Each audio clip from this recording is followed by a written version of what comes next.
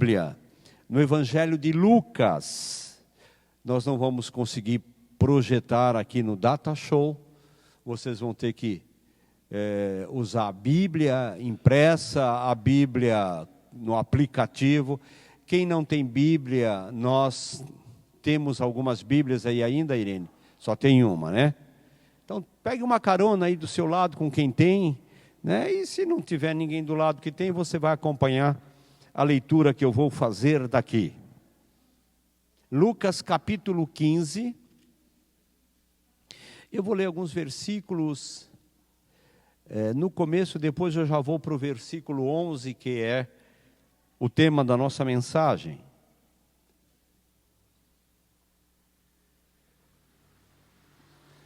Todas as vezes que a gente vem para cá no domingo à tarde, meu filho liga lá da Nova Zelândia e ele pede para que a gente não deixe de transmitir o culto e para que a gente mande um alô, um abraço para eles lá. Uma boa parte da igreja acaba acompanhando o nosso culto. Então, Felipe, Maiara, meu filho, minha nora, que Deus abençoe vocês. Pastor Eduardo também aí na Nova Zelândia, sejam abençoadíssimos. Agora já é segunda-feira lá, são 7h30, 8 horas, deve ser mais ou menos meio-dia já da segunda-feira lá, tá bom? Que Deus abençoe vocês. Lucas capítulo 15. Acharam? Acharam, sim ou não? Amém. Diz assim o versículo 1: E chegaram-se a ele, a Jesus, todos os publicanos e pecadores para o ouvir.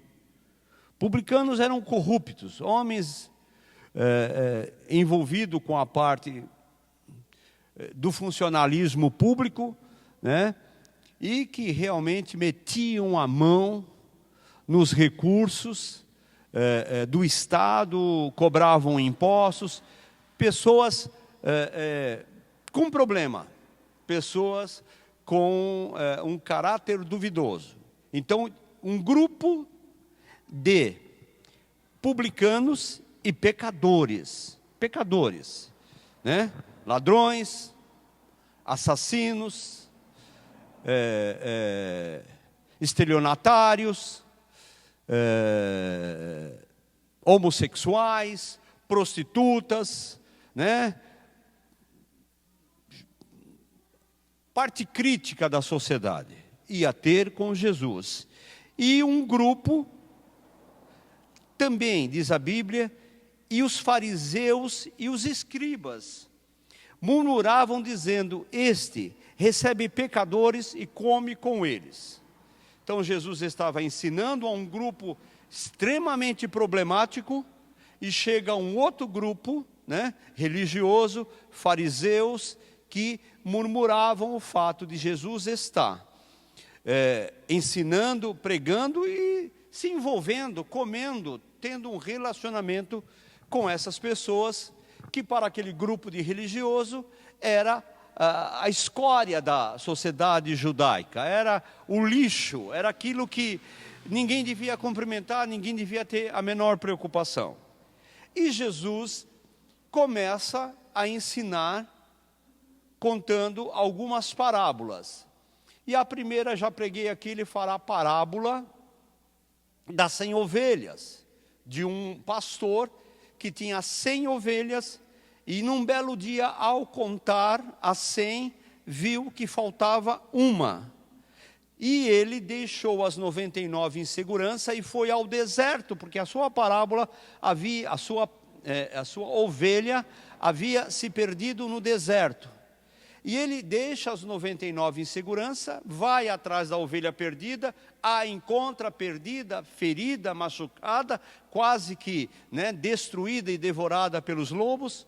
E ele coloca em seus ombros, volta para casa, faz uma grande festa, convida os vizinhos e diz: porque essa minha ovelha estava perdida e foi achada. E Jesus continua nessa sequência, contando a parábola de uma mulher que tinha 10 dracmas, 10 dinheiros, 10 moedas. E um dia ela vai conferir a sua grana e percebe que tinha perdido uma moeda. E Jesus disse que essa mulher fica muito preocupada, acende as lamparinas da sua casa, começa a varrer, né? Olha por baixo da cama, por baixo do tapete, por baixo dos móveis, por baixo dos armários, e quando ela encontra a sua moeda, a sua dracma, ela chama as vizinhas, faz uma grande festa, faz um banquete, faz um chá da tarde, sei lá, e diz: olha, alegrai-vos comigo, porque eu tinha perdido a minha dracma, o meu dinheiro, e agora achei. E aí Jesus continua e conta uma das parábolas mais lindas da história da Bíblia, da história do cristianismo, da história da igreja. Provavelmente, na história do cristianismo, talvez nenhum tema tenha sido tão pregado, tão exposto, do que esta parábola que nós vamos ler agora do filho pródigo.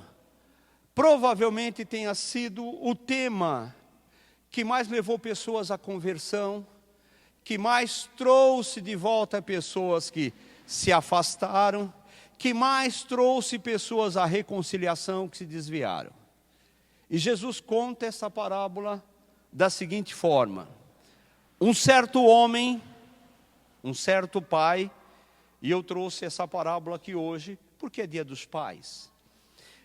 Um certo homem tinha 2 filhos, e o mais moço deles disse ao pai: pai, dá-me a parte da fazenda ou da herança, que me pertence.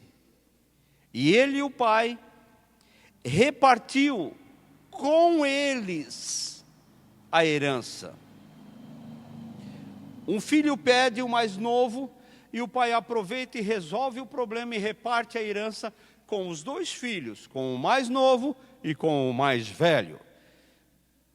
E poucos dias depois, em outras palavras, o mais rápido possível, o filho mais novo, ajuntando tudo que tinha, parte para uma terra longínqua e ali desperdiçou a sua herança, vivendo dissolutamente, vivendo assim,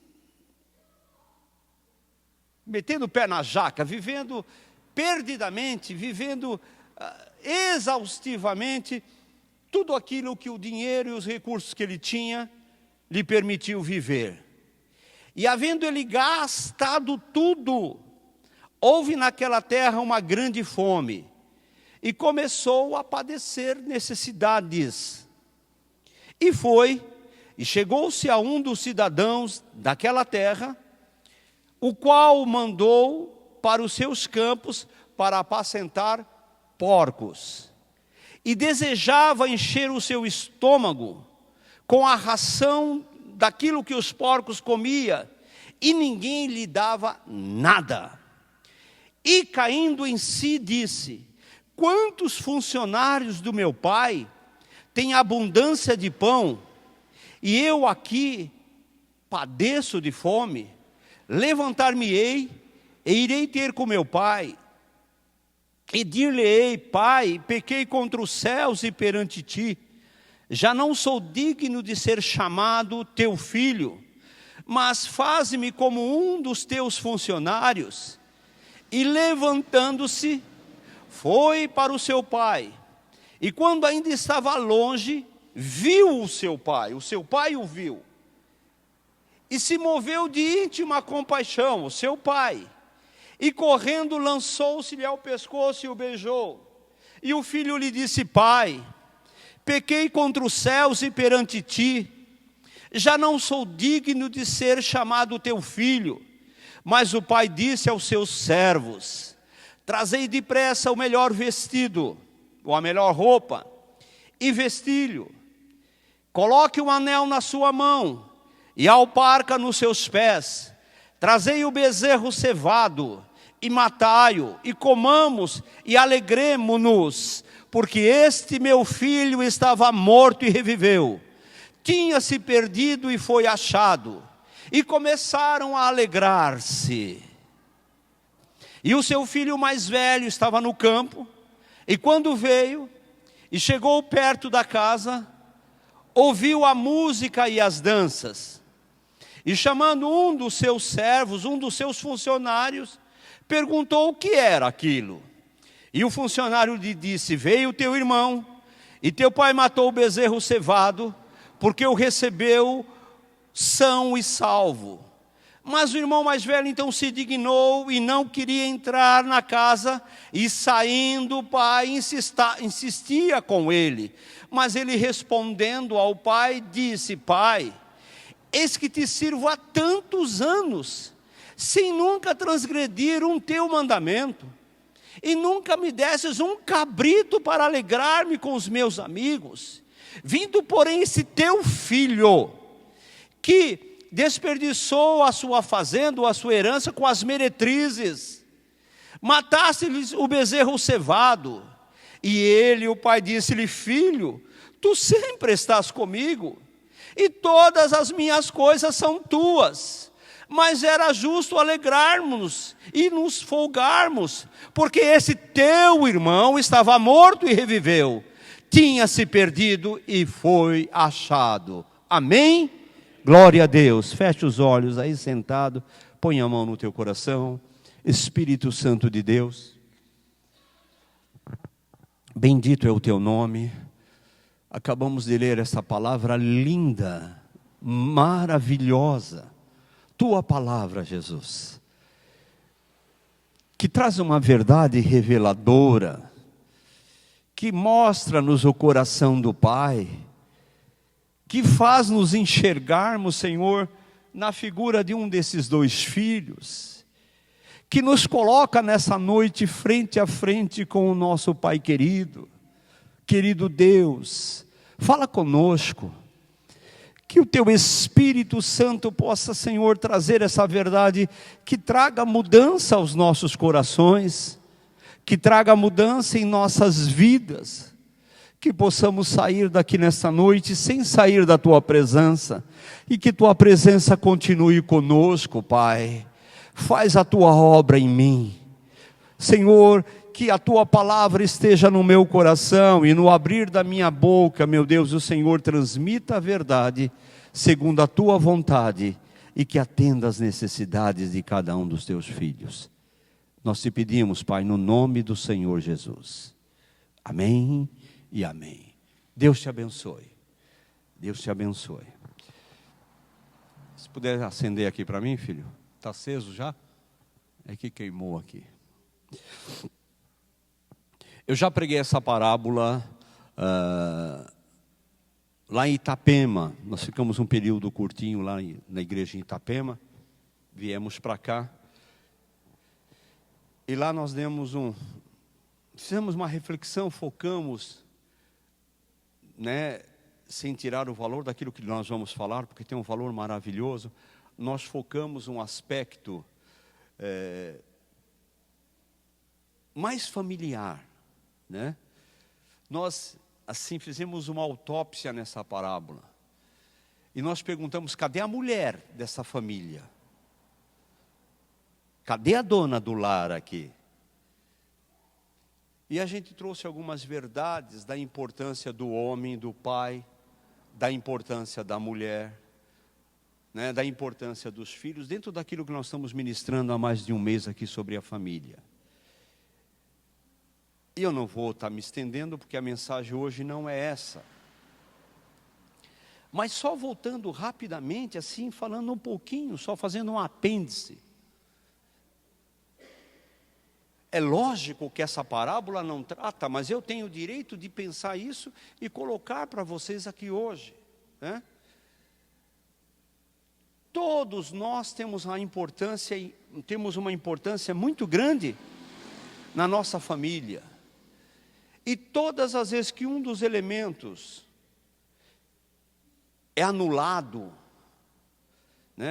é depreciado, é cancelado, todo o corpo, todos os demais membros vão sofrer.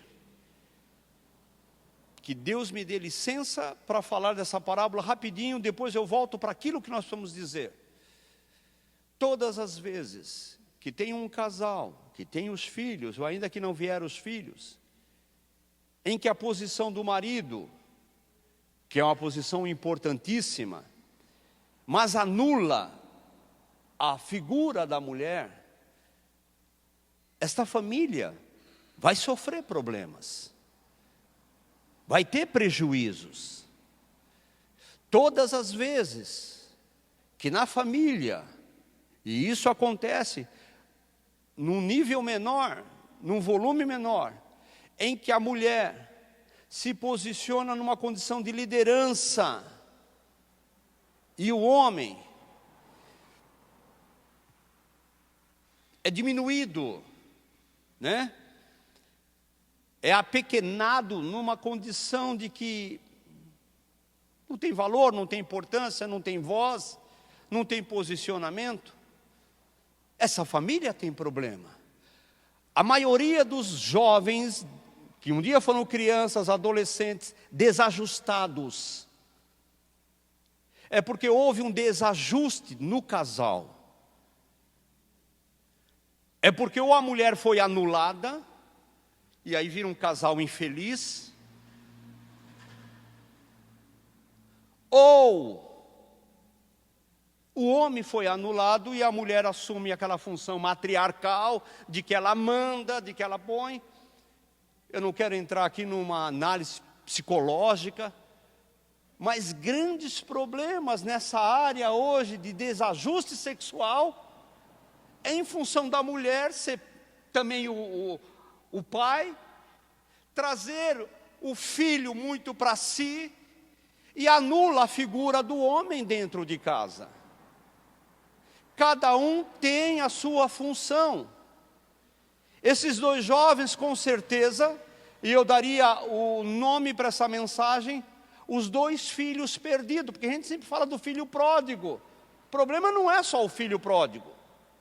Tem muito mais problema, e eu vou ministrar isso aqui, no filho mais velho do que no filho pródigo, né?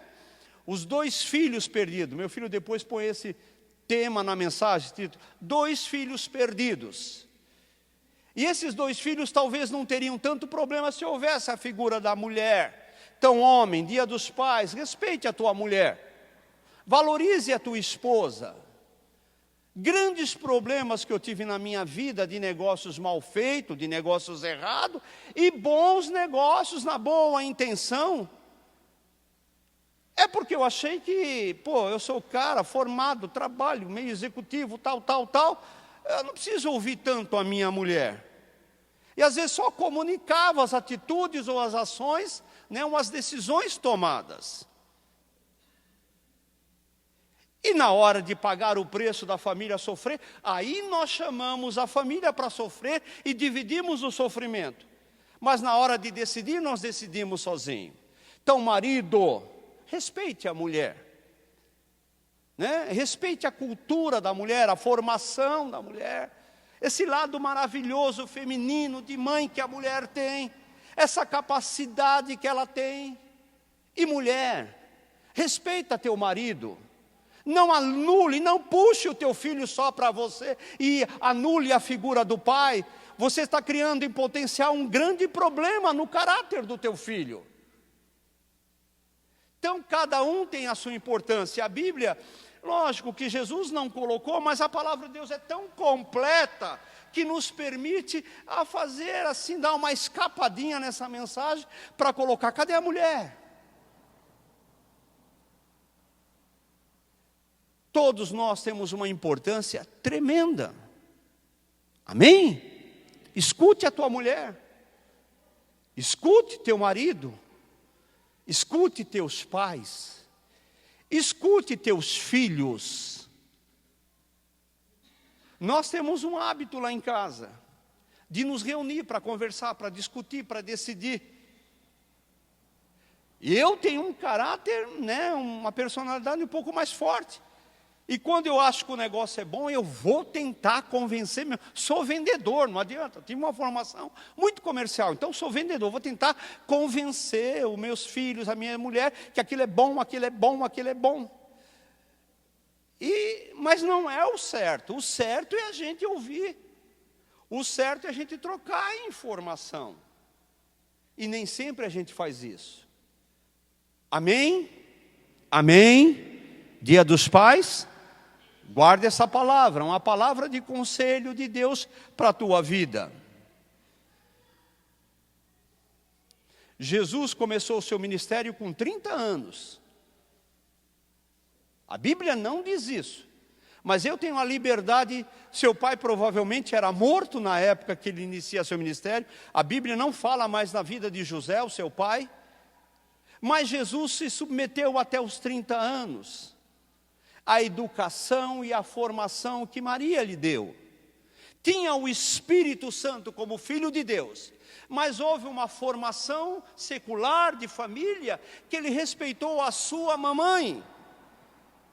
Então respeite o pai, respeite a mãe, marido e mulher se respeitem, e isso é uma grande bênção. Mas Jesus conta essa parábola de 2 filhos que moravam com um pai. E um belo dia, o mais novo chega ao pai e diz: pai, eu quero a minha parte da minha herança, porque eu vou embora. Isso é uma verdade na nossa cultura ocidental, mas ela é muito mais verdade na oriental. Jesus era um oriental, estava em Israel. Herança só se reparte quando alguém morreu. Aquele filho estava dizendo para o pai: já que o senhor não morre, e eu adoraria que o senhor já tivesse morto, eu quero a minha herança. E o pai, de uma forma bastante amorosa, e esse pai, não vamos esquecer que é a figura de Deus. Jesus está apresentando Deus, e ele conta essa parábola para uma multidão dividida em 2 grupos. Um grupo de pecadores, problemáticos, adúlteros, prostitutas, gente de má índole, sabe, a escória da sociedade.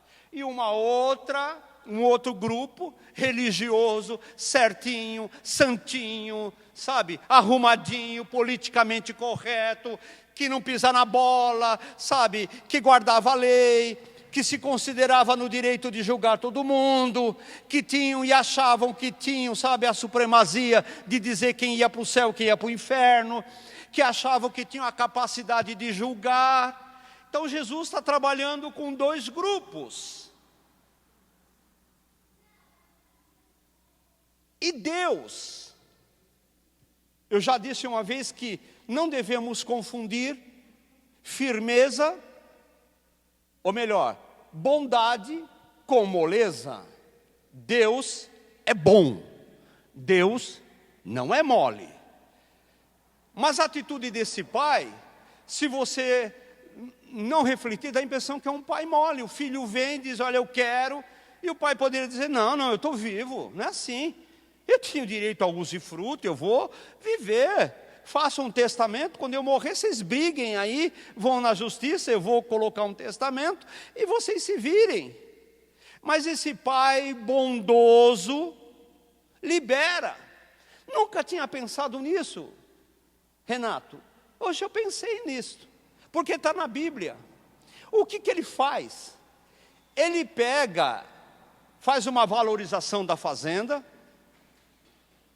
sei lá, vale tanto, ele pega esse valor, transforma em dinheiro, e ele divide com os 2. Eu não tinha entendido isso até então. Ele não deu só a parte para o filho mais novo. O mesmo valor que ele deu para o mais novo, ele deu para o mais velho. Está aqui na Bíblia. E ele, versículo 12, repartiu por eles a fazenda, a herança. Eu nunca tinha visto isso.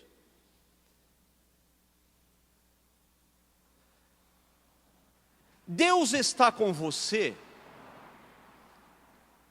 enquanto você quiser estar com Ele.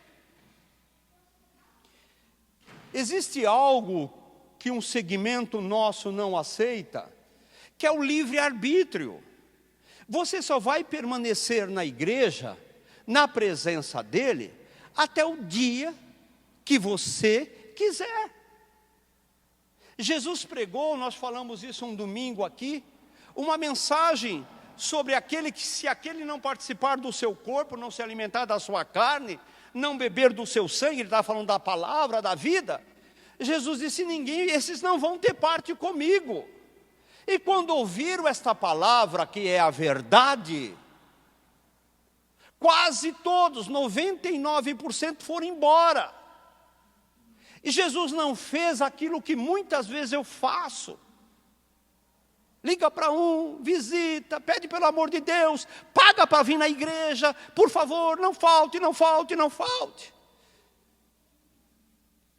É minha missão de pastor. Sabe o que Jesus falou para aqueles que continuaram ali? E vocês, por que não vão embora também? Glória a Deus pelo volume ali dentro. E você tem uma liberdade de decisão, de escolha. Você está aqui por amor. Você está aqui porque a palavra de Deus chegou no teu coração e você diz: vou te seguir, Senhor. É lógico que houve uma ação do Espírito em tua vida. E essa ação te levou ao vale da decisão. E você disse: eu quero. Não entendendo às vezes nada daquilo que você está ouvindo. Mas você disse: não, eu quero mudança na minha vida. E você veio. E muitas pessoas que ouviram muito mais do que vocês, não creram. E continuaram, sabe, no seu caminho, perdido, distantes do Senhor. A escolha é sua. E quando esse jovem escolhe ir embora, eu tenho certeza que o coração daquele pai ficou rasgado, ficou detonado, sangrou, mas era uma decisão do filho. E ele vai embora, o mais novo. E é uma coisa assim, incrível. Diz a Bíblia que não poucos dias depois, o pai dá o dinheiro, ele está desesperado para sumir da casa do pai. Não poucos dias depois, quer dizer, o mais rápido possível.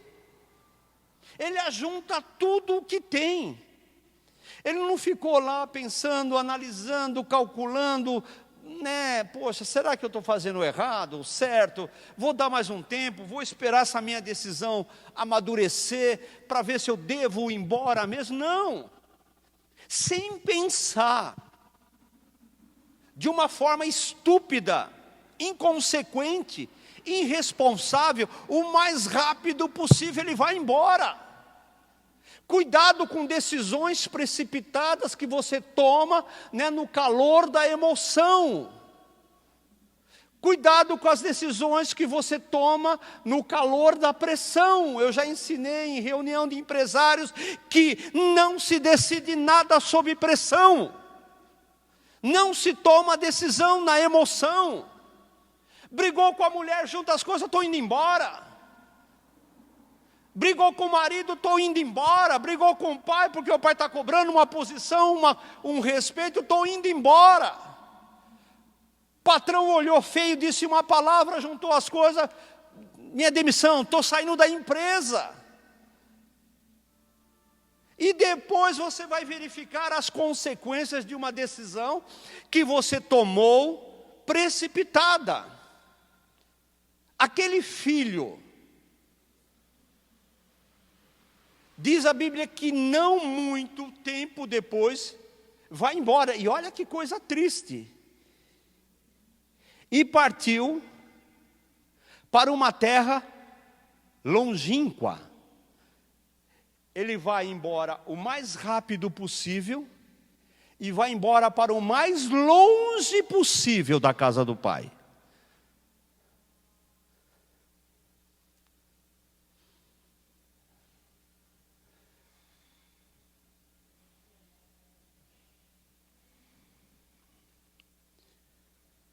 o mais rápido e o mais longe. O que tinha na casa daquele pai? O que tinha naquele ambiente familiar? Que aquele filho não via a hora de ir embora. E queria ir o mais longe para não ouvir notícia do pai, saber o que estava acontecendo, saber se o pai estava chorando, saber o que estava acontecendo com o irmão mais velho. Ele queria. Há uma preocupação e há uma lição importante e que nos deveria causar temor.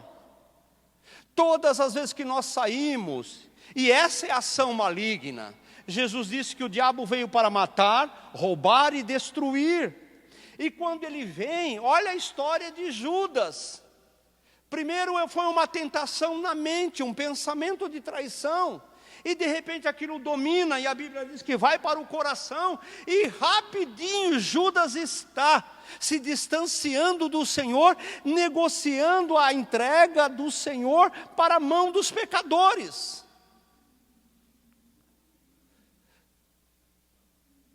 Caminhar na presença de Deus não é fácil. Sair é a coisa mais fácil. E o processo de sair e se afundar da forma mais longínqua é muito rápido. Tem muita gente que perde aí 1 mês, 2 meses, aquilo que durante 10, 20 anos foi trabalhado no seu espírito. É impressionante.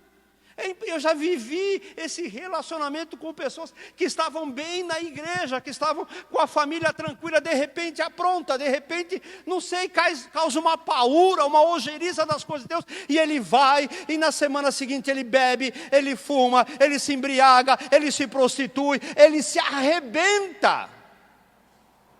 Ele entra num processo de queda livre. Para subir, você vai na escada. Deus me deu isso agora. Para subir espiritualmente, é na escada, degrau após degrau. Eu moro num prédio não tão alto, eu moro no 7º andar, e pensa num lugar que tem problema em energia. E às vezes sem energia o elevador não funciona, e a gente tem que subir. E você vai bem o primeiro, o segundo, do terceiro, você chega lá com a língua no chão, faltando ar, o coração quase que estourando no peito. Subir não é fácil. Para subir espiritualmente é na escada. Para descer é no elevador, é no tobogã. Todas as vezes para você se aproximar de Deus é pela escada, o caminho é estreito. Para se afastar é de elevador. É caminho largo. Esse filho rapidamente sai da presença do pai e vai o mais longe possível. Não se afaste da presença de Deus. Amém? Não se afaste da presença de Deus. Não se afaste. Não saia da presença de Deus. Não pague para ver. Ah, mas se eu for embora um dia eu volto. Eu conheci vários filhos pródigos que foram embora e jamais encontraram o caminho de volta. Eu conheci pessoas que saíram e, como disse o Senhor na igreja de Éfeso, perderam o castiçal. Não se achou mais espaço para elas na presença de Deus. Mantenha-se firme cada dia mais.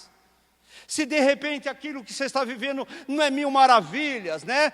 Se o meio gospel não é tudo aquilo que pregaram aí fora, é porque pregaram aí fora uma porção de mentira. Jesus não prometeu um mar de rosas para ninguém. Jesus não prometeu que você teria acesso às minas do rei Salomão. Jesus não disse que você estaria entre os 12 homens mais ricos do mundo e entre as 12 mulheres mais lindas do mundo. Jesus não disse que você seria um super-homem ou que você seria a Mulher Maravilha. Mas ele disse: no mundo tereis aflição, mas aguenta firme, eu estou com vocês. Estou junto, estou misturado, estou segurando a mão de vocês. E quando doer, aguenta firme. Quando você não entender nada, aguenta firme. Quando parecer que todo mundo não está nem aí, Ele continua te amando, te guardando, te protegendo. Amém? Amém? E aquele filho junta tudo e vai o mais rápido possível embora, e vai para o mais longe possível. E o desejo da alma, da carne, quando está longe de Deus, é fazer tudo aquilo que é contrário à vontade de Deus. E ele meteu o pé na jaca. É uma expressão que a gente tem lá em São Paulo, não sei se vocês conhecem aqui. Conhece, não? Conhece? Hein? Conhece, então tá bom. Sabe, dinheiro, amigo, né?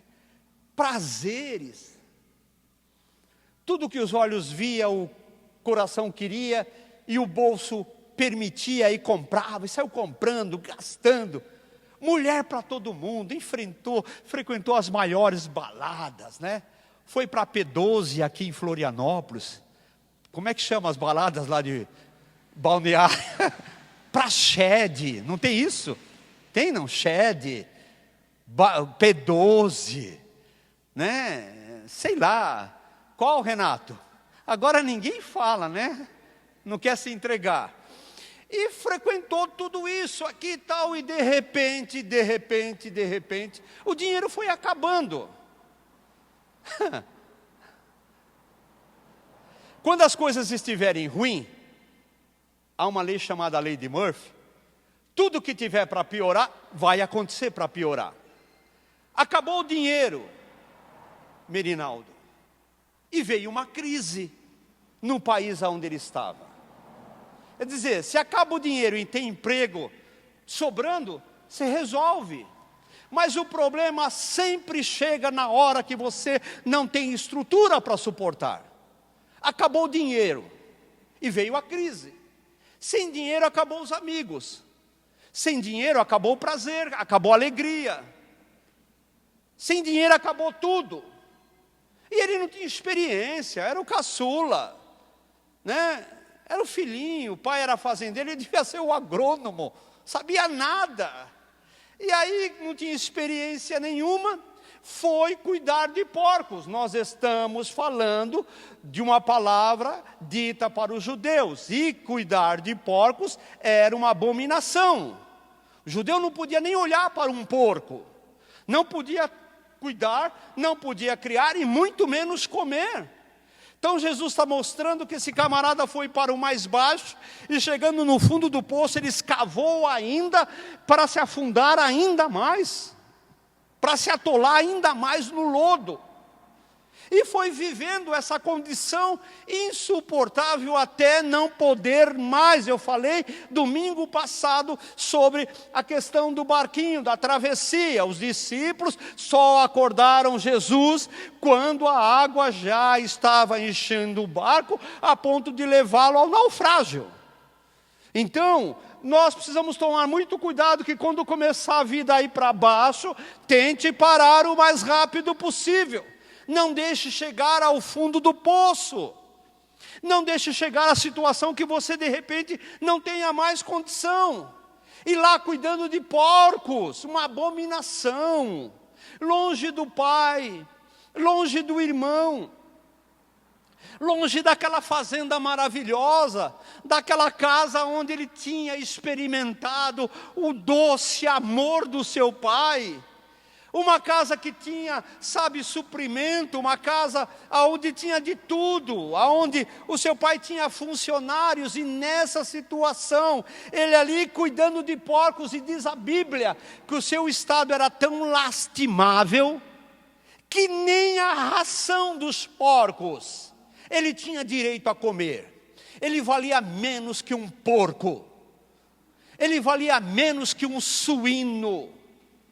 Ele não podia pegar e tocar e comer e se alimentar das bolotas, da ração dos porcos. Mas lá no fundo da miséria, da desgraça, ele cai em si.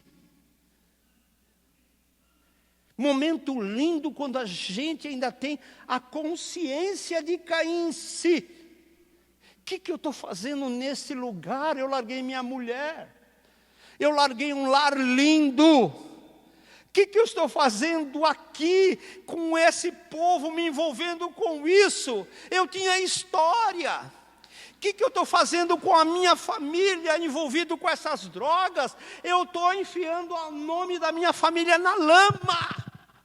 O que eu estou fazendo com a minha vida? O que eu estou fazendo com a minha existência? O que eu estou fazendo com a vida maravilhosa que Deus me deu? O que eu estou fazendo com esse momento maravilhoso que Deus me deu? Com o tempo que Deus me deu. Saiu uma pesquisa esses dias entre os homens mais ricos e velhos da humanidade. E sabe qual foi a coisa que eles gostariam mais de ter? Um que tem lá 10 bilhões, outro que tem 20 bilhões. Eles disseram, eu gostaria de ter mais 5 anos de vida, mais 10 anos de vida. Ninguém queria ter mais dinheiro. Porque chega uma hora que a coisa mais importante é a vida. Steve Jobs disse com 50 e poucos anos, à beira da morte, com um câncer terrível no pâncreas, e perguntaram, você foi um homem que revolucionou a mídia, que revolucionou a internet, que revolucionou o lazer através de aparelhos, iPhone e tantas coisas assim. O que você gostaria de ter feito? Ele disse, eu gostaria de ter vivido um pouco mais para minha família. Nós só damos valor às coisas quando perdemos. Nós só damos valor às coisas quando elas foram embora. Mas enquanto é tempo, diz a Bíblia, guarda o que tens para que ninguém tome a tua coroa. Guarde, você tem uma família linda, lute por ela. Você tem um tempo importante de vida, não gaste com besteira. Não se atole, não se afunde. E aí esse moço está lá no caos do caos do caos. E ele cai em si. O que eu estou fazendo aqui? Nojento, desculpe a expressão, fedido, fedendo a chiqueiro, sem banho. Se o cara não podia nem comer a ração, você acha que tinha shampoo? Você acha que tinha um sabonetezinho para ele? Uma toalhinha seca, lavadinha? Fedendo, era estrangeiro, perdido. Chegou batendo na porta lá desesperado, à procura de qualquer negócio, e quando você está assim, vão te explorar. O diabo não tem misericórdia de ninguém. E ele cai em si. O que eu estou fazendo aqui? Na casa do meu pai, abundância de pães. Os funcionários do meu pai comem do bom e do melhor. E eu aqui nessa situação. Mas eu aprontei. Eu desgracei a minha vida. Eu não tenho direitos. Não é justo. Eu não sou merecedor do perdão, da misericórdia, da bondade do meu pai. Minutinho só. Deus, guarde isso, não é contador.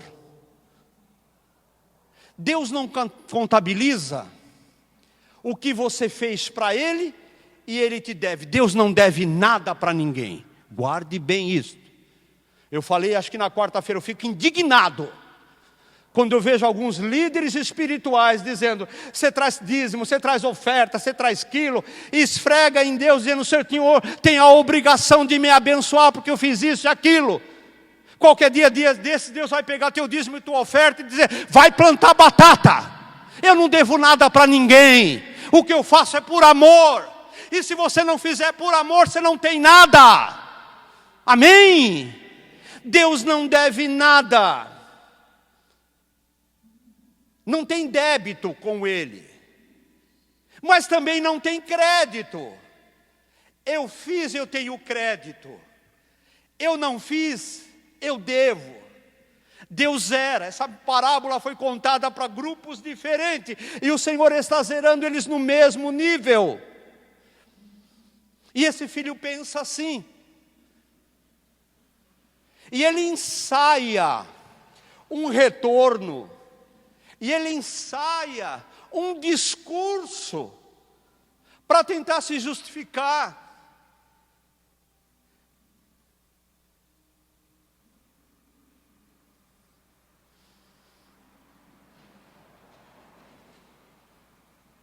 Quando Jesus atravessou o mar da Galileia, o mar de Genezaré, e foi até Gadara, uma das cidades dentre as 10 cidades lá de Decápolis.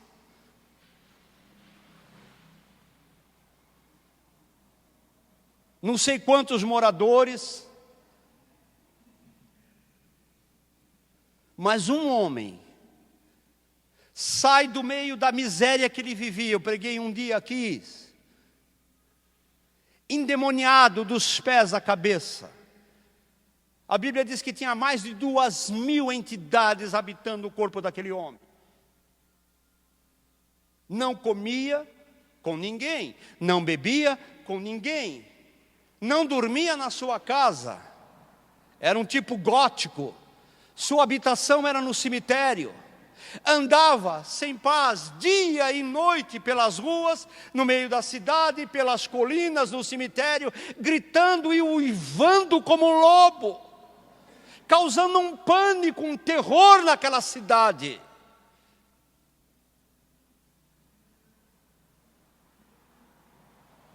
Jesus desembarca. Os religiosos da cidade não vão ter com Jesus. Mas um homem que, do ponto de vista que nós entendemos, já não tinha mais liberdade de agir, já não tinha mais poder sobre as suas decisões, porque ele era dominado por entidades, ele era possuído por demônios. Pronto, não tenho que alisar, é o que está na Bíblia. Queria, os demônios não deixavam. Queria fazer o bem, não fazia, e o mal eles determinavam e ele fazia. Todos eram livres e libertos naquela cidade, e ninguém foi até Jesus. E me impressiona este homem levando 2.000 demônios no seu coro, dizendo: não vai, você não pode, você não vai, você não pode. Ele foi. E a Bíblia diz que ele chegou, prostrou-se aos pés de Jesus e o adorou. Sabe o que isso quer dizer? Acaba aqui aquela história de que eu gostaria de fazer, mas a força do mal é tão grande na minha vida que me impulsiona a não deixar a fazer. Eu gostaria de ir na igreja, mas na hora vem uma voz, eu não vou. Eu gostaria de não trair a minha mulher, mas de repente vem aquele poder que eu não tenho controle, pá, eu vou. Eu não queria para aquele lugar, mas vem essa situação que me domina e eu acabo indo. Eu acredito nesse poder maligno que influencia, mas há um poder na vida de vocês que fez com que aquele gadareno tomasse essa decisão. A cidade de Gadara não vai, eu vou ao encontro dele. Esse mesmo poder estava no filho pródigo e está na tua vida. Chegou aquele momento, arrebentado, com um sentimento de culpa enorme, prostrado perante, as acusações da vida, derrubado moral, espiritual, fisicamente, sem direito nenhum, longe do Pai, prostituído, adulterado, escorraçado, envergonhado, fedido. Ele toma uma decisão e diz: eu vou ter com meu Pai. Todas as vezes, eu já falei isso, que você tem uma posição, olhe para cá, porque a gente precisa resolver essa questão. Eu não vou fazer mais isto. Você tem dentro de você algo chamado livre-arbítrio. E quando você diz eu vou, Deus disse: para o universo. Para, demônios, diabo, ninguém toca nele. porque isso que eu coloquei nele tem que ser respeitado. É o direito e a liberdade que você tem para agir. E aquele jovem se levanta e vai. Não sei quantos dias, foi muito longe. Foi rápido para cair. Era demorado para voltar. E ele vem em direção à casa do pai. Será que ele vai me receber? Será que não? Eu não mereço. Pensando bem, acho que eu nem devia ir lá. Vou, não vou. Faço, não faço. Ser ou não ser, eis a questão. Chego lá ou não chego? E à medida que ele vem se aproximando, esse peso vai achatando a sua mente. Mas de repente, um senhor sai, a porta se abre. Um senhor que de repente estava lá na janela. Se abre a porta. E ele vem, aquele homem olha, será que é meu filho? Não é possível. Aquele mulambo, sabe? Aquele cabelo, aquele roupa toda rasgada. E lá o filho olhando, será que é meu pai? Mas na dúvida ele vem e o pai vem. E quando o pai consegue identificar que é o filho, ele corre. Se aproxima e quando ele vai chegar no filho, o filho já abre o discurso que ele tinha ensaiado. Pai, eu pequei contra os céus, aleluia. Eu pequei contra o Senhor. Eu não sou. O pai diz, para, não quero ouvir mais nada. E abraça e beija.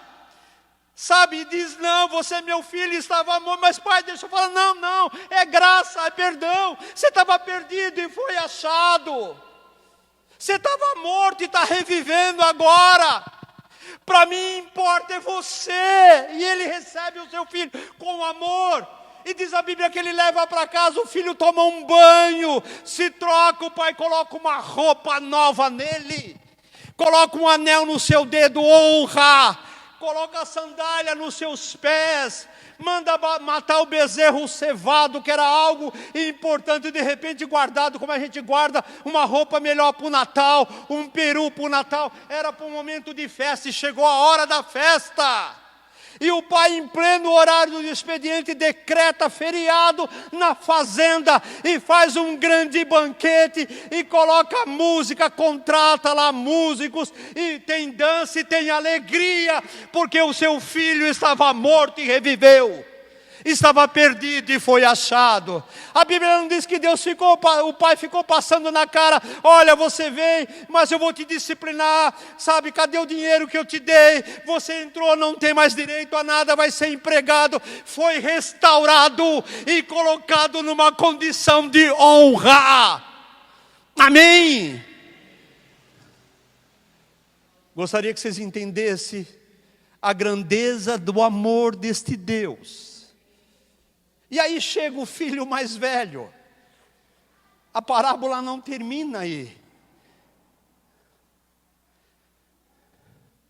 E o filho vai se aproximando, escuta som de música, né? Barulho de pés lá, sei lá que tipo de música. Eles estavam dançando. Ele vê um barulho de alegria, de festa. E ele chama um dos funcionários, o que está vendo? Teu irmão voltou. E teu pai recebeu com muita alegria. Já entrega tudo.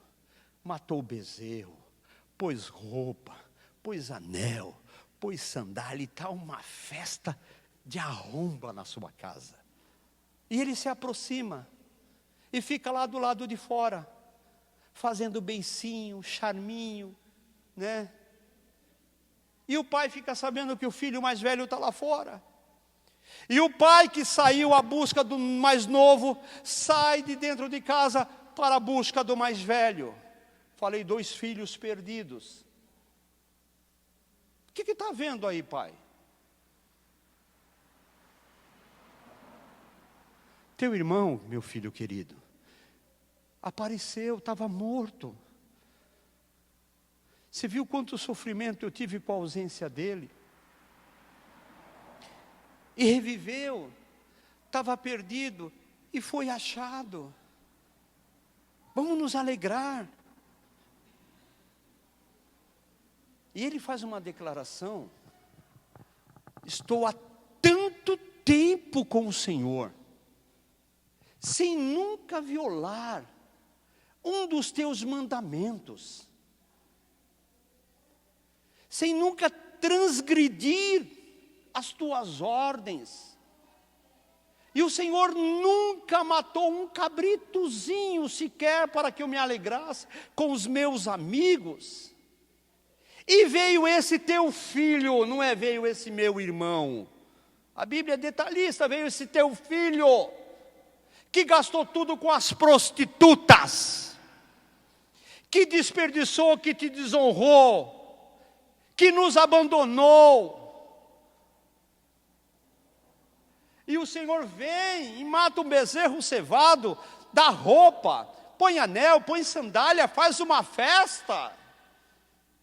E o pai disse: filho, tudo o que eu tenho é teu. Tudo é teu. Mas era justo nos alegrarmos pelo resgate da vida do teu irmão. A parábola para aí. É lógico que nós não vamos ter isso. Mas no nosso mundo de cinema, de televisão, provavelmente teria a fase 2 dessa parábola. Porque a Bíblia não diz se esse filho entrou ou se não entrou. Para aí. De repente é nós que temos que continuar essa parábola.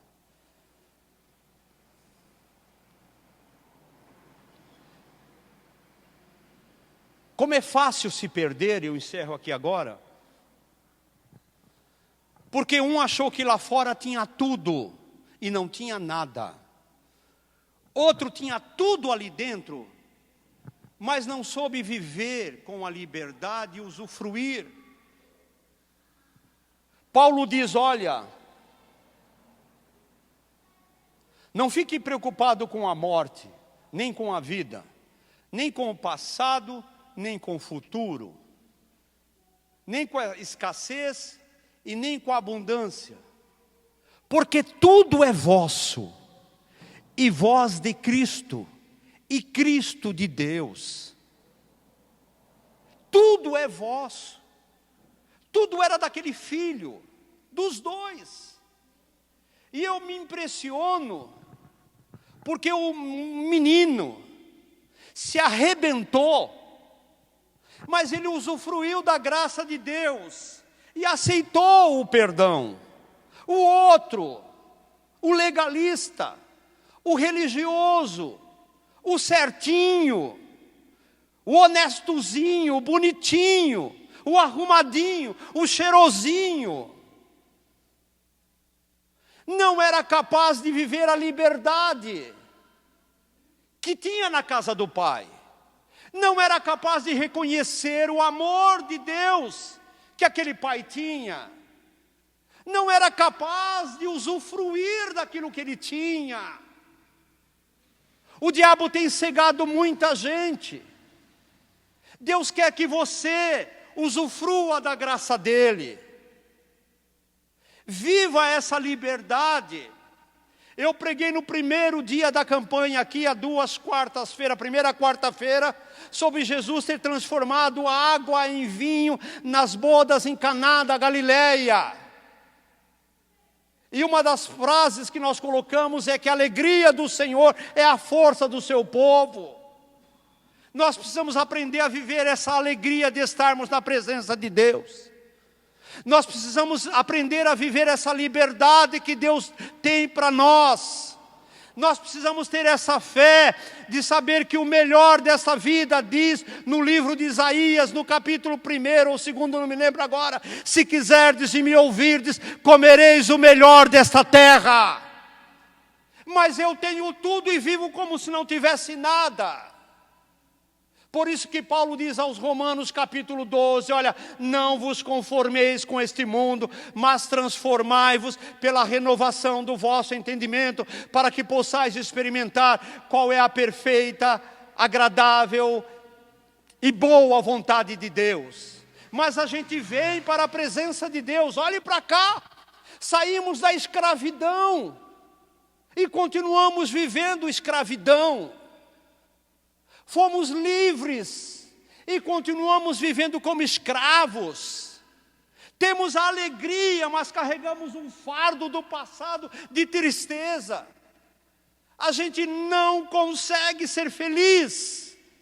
Há alguns anos atrás, há mais ou menos uns 25 anos, mais ou menos, completou-se 50 anos da libertação do povo de Deus lá, dos israelitas, quando terminou a Segunda Guerra Mundial. E uma das primeiras coisas que foi feita pela ONU, a ONU foi constituída no pós-guerra, uma das primeiras coisas, o mundo ficou estarrecido com as loucuras que os alemães haviam feito com os judeus, mais de 6 milhões. E quando se descortinou os campos de concentração, a barbaridade, a maldade humana era tão grande que sensibilizou o mundo inteiro. E uma das primeiras coisas que a ONU fez foi decretar novamente o Estado de Israel. Em 1948, Israel voltou a funcionar como país. E completou 50 anos e saiu uma reportagem triste. A maioria dos judeus que sobreviveram àqueles extermínios no campo de concentração, saíram no estado ali de pesando 10, 20, 30 quilos. Sabe, famílias arrebentadas, de família de 10 sobrou 1, sobrou 2. Mas eles ficaram tão próximos da morte, tão próximos da maldade humana, tão próximos da miséria, de tanta crueldade, que boa parte do povo que volta para Israel comete suicídio. Há uma sucessão de suicídios inexplicáveis.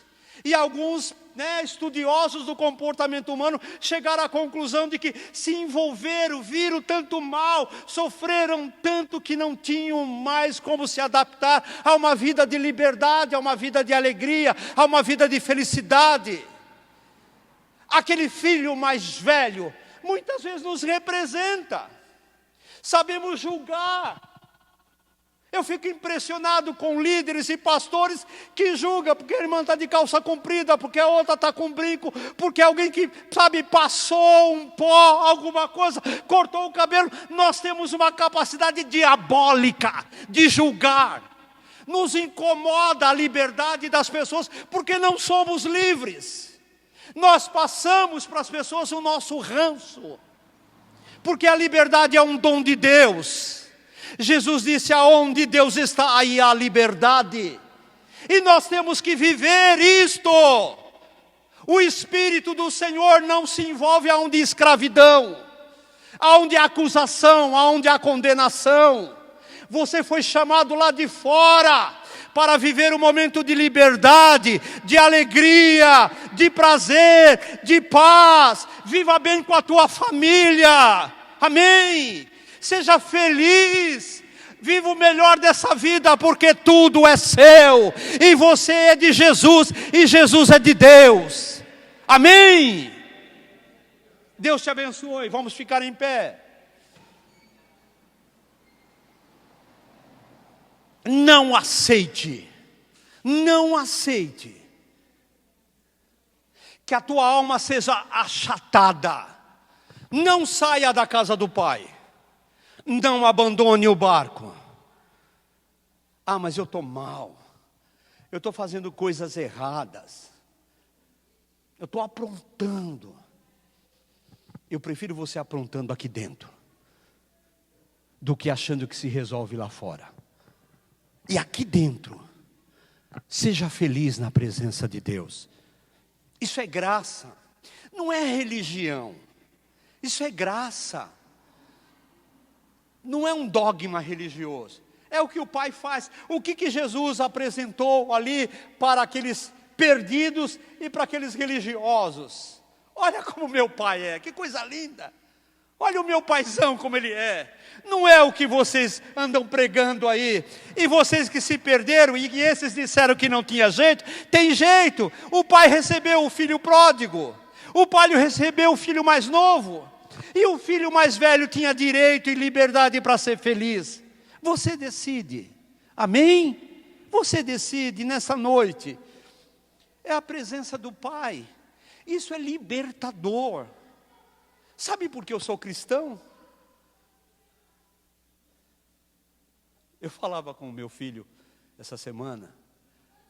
A gente saiu de uma reunião lá com o Merinaldo, essa figura simpática, né? Esposo dessa mulher simpática, pais dessa jovem simpática, e avós de duas crianças simpáticas, como todos vocês são, né? Senão vão ficar com inveja deles. E a gente saiu de lá e eu falava com o Zico, que vocês não conhecem, é o Luiz. Sabe por que eu quero ir para o céu, sogra? Não é porque a Bíblia diz lá no capítulo 20, 21, 22 de Apocalipse, que tem ruas de ouro, que tem muros de jaspe, né? Que tem rios de cristal. Deve ser lindíssimo, né? Deve ser lindíssimo. Uma rua de ouro, se você colocar um tênis, você não vai sentir se ela é de ouro, se ela é de asfalto. Não, sabe? Muro de jaspe, chega uma hora igual eu moro em frente à praia. Quando eu fui ver o apartamento, foi coisa maravilhosa. Chega uma hora que você fecha a cortina, que você nem quer mais ver mar na tua frente. Acostuma. Mas sabe por que eu sou cristão? Por causa de Jesus, aleluia. Porque ninguém pode oferecer aquilo que Ele oferece. Olha que coisa maravilhosa. E eu dizia para o meu filho, se lá nos céus eu descobrisse que Jesus não estava lá, eu disse, não quero morar lá. Que Deus me perdoe, por favor, entendam. Se eu soubesse que Jesus está lá no inferno, foi lá resolver alguns problemas, eu falei, Senhor, eu abro mão dos céus e vou morar com o Senhor no inferno. Porque para mim, o que importa é o Senhor, não é a casa. É como cachorro, já tive cachorro e gato. O gato é amigo da casa. O cachorro é amigo do dono. Pelo amor de Deus, não vão depois, né, dizer que o pastor chamou vocês de caninos. Mas nós somos os cachorrinhos de Jesus. Nós estamos na presença dEle por Ele. Por aquilo que nós ouvimos nessa noite. Apresentar um Deus que quebrou todos os protocolos do judaísmo. E deixou aqueles fariseus lá sem lenço, sem documento, despido. Vocês não sabem nada de Deus. Deus é isso que abraça o pecador, que come com a pecadora, que abraça e que diz para aquele que está aqui e não sabe de nada, você tem direito, vem para dentro, vem para a festa, se envolva comigo. É isso que nos faz ser cristãos. Amém? Deus te abençoe. Eu gostaria que você viesse aqui para frente. Nós vamos orar e encerram-se assim as nossas transmissões.